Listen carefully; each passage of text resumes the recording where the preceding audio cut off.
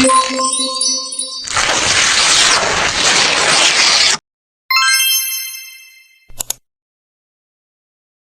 menjelaskan tentang pengertian integrasi sosial dan disintegrasi sosial. Jadi yang pertama pengertian dari integrasi sosial. Jadi pengertian dari integrasi sosial inilah di mana penyusunan unsur-unsur yang berbeda dalam masyarakat sehingga menjadi satu kesatuan. Unsur-unsur yang berbeda tersebut dapat meliputi perbedaan kedudukan sosial seperti ras, etnik, agama, bahasa, kebiasaan, sistem nilai, dan norma. Adapun beberapa definisi mengenai integrasi sosial menurut para ahli. Yang pertama sebagai berikut. Jadi, menurut Jojono Suekanto, jadi integrasi sosial adalah sebuah proses sosial individu atau kelompok untuk berusaha memenuhi tujuan melawan yang disertai dengan suatu ancaman atau kekerasan. Sedangkan menurut Michael Banton menjelaskan bahwa integrasi sosial adalah suatu integrasi sebagai sebuah pola hubungan yang mengakui adanya suatu perbedaan ras dalam masyarakat, tetapi tidak memberikan suatu fungsi penting pada perbedaan dalam sebuah ras. Sedangkan Gillen menyatakan bahwa integrasi sosial adalah suatu bagian dari proses sosial yang terjadi karena suatu perbedaan fisik, emosional, budaya, dan perilaku. Mengutip sosial hukum, suatu pengantar integrasi sosial dalam kehidupan dapat terwujud dengan adanya keteraturan sosial.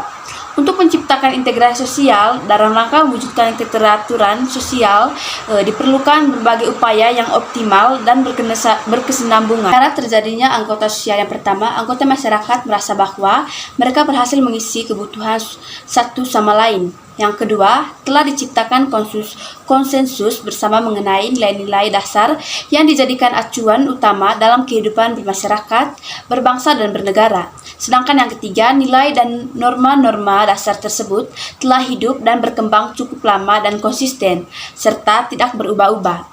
Sedangkan yang keempat, masing-masing individu dan kelompok sosial yang berbeda-beda maupun mengandalkan diri dan saling menyesuaikan diri satu sama lain. Sedangkan yang kelima, selalu mempatahkan persatuan dan kesatuan serta kepentingan untuk keselamatan bangsa dan negara di atas kepentingan pribadi atau golongan. Sedangkan yang keenam, masing-masing pihak merasa perlu memajukan pergaulan yang komunikatif dan akomodatif demi mewujudkan persatuan dan kesatuan bangsa. Bentuk-bentuk integrasi sosial. Jadi, ada 3 bentuk integrasi sosial yang dapat dibedakan menjadi 3. Yang pertama itu integrasi sosial normatif. Jadi, integrasi sosial normatif ini dapat diartikan sebagai sebuah bentuk integrasi yang terjadi akibat adanya norma-norma yang berlaku di masyarakat. Dalam hal ini, norma merupakan hal yang mampu mempersatukan masyarakat. Misalnya, bangsa Indonesia itu mengusungkan semboyan Bhinneka Tunggal Ika yang menganut makna meskipun berbeda-beda tetapi tetap satu jua. Semboyan ini menunjukkan bahwa Indonesia terdiri dari berbagai suku bangsa, golongan, agama, dan bahasa, tetapi mengakui satu bangsa, satu bahasa, dan satu tanah air yaitu Indonesia. Kedua, integrasi sosial fungsional. Jadi integrasi fungsional terbentuk karena adanya fungsi-fungsi tertentu dalam masyarakat. Sebuah integrasi dapat terbentuk dengan mengedepankan fungsi dari masing-masing pihak yang ada dalam sebuah masyarakat. Indonesia itu terdiri dari berbagai suku yang mengintegrasikan diri dengan melihat fungsi dari suku masing-masing. Contohnya, suku Bugis yang gemar melaut difungsikan sebagai penyedia hasil laut. Sedangkan suku Minang yang pandai berdagang berfungsi sebagai penjual dari hasil laut tersebut. Dengan demikian, terciptalah sebuah integrasi fungsional dalam masyarakat. Sedangkan yang ketiga, integrasi sosial koresif. Integrasi koresif terbentuk berdasarkan kekuasaan yang dimiliki penguasa. Terciptanya integrasi ini berawal dari cara penguasa yang koersif atau kekerasan dalam mengatur. Contohnya, integrasi koersif adalah demonstran yang berhenti ketika polisi menembakkan gas air mata ke udara. Adapun faktor-faktor pendorong integrasi sosial. Faktor-faktor pendorong integrasi sosial dijelaskan sebagai berikut.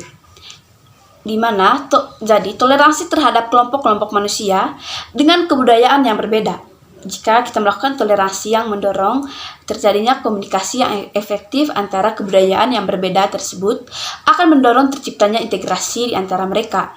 Yang berikut, kesempatan yang seimbang dalam ekonomi bagi berbagai golongan masyarakat dengan latar belakang kebudayaan yang berbeda. Hal ini dapat mempercepat proses integrasi sosial. Dengan sistem ekonomi demikian, setiap individu mendapatkan kesempatan yang sama untuk mencapai kedudukan tertentu atas kemampuan dan jasanya. Yang berikut, sikap saling menghargai orang lain dan kebudayaannya. Jika tiap pihak mengakui kelemahan dan kelebihan kebudayaannya masing-masing, tiap individu dapat saling mendukung sehingga mudah bersatu.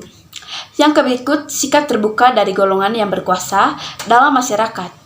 Hal ini dapat diwujudkan jika penguasa memberikan kesempatan yang sama kepada golongan minoritas agar mendapatkan hak yang setara yang golongan mayoritas. Yang berikut, persamaan dalam unsur-unsur kebudayaan. Pengetahuan tentang persamaan unsur kebudayaan dapat mendekatkan anggota masyarakat. Hal ini berpotensi untuk menghilangkan persangka yang semula ada di antara pendukung kebudayaan tersebut. Yang berikut, perkawinan campuran.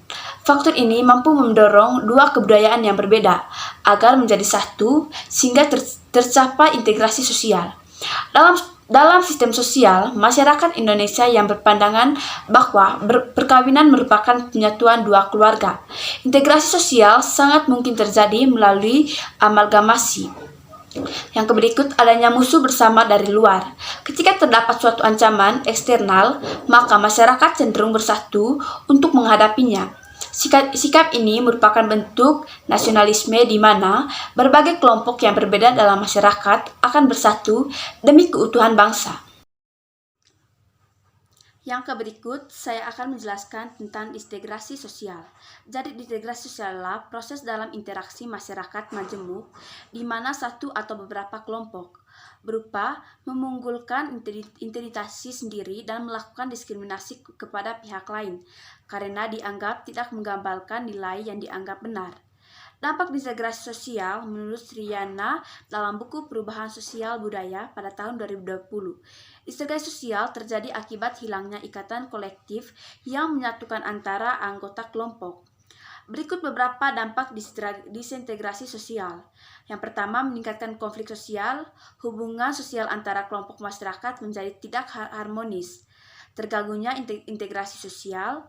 Integrasi sosial menjadi terancam, nilai sosial tidak diterapkan dalam kehidupan sosial.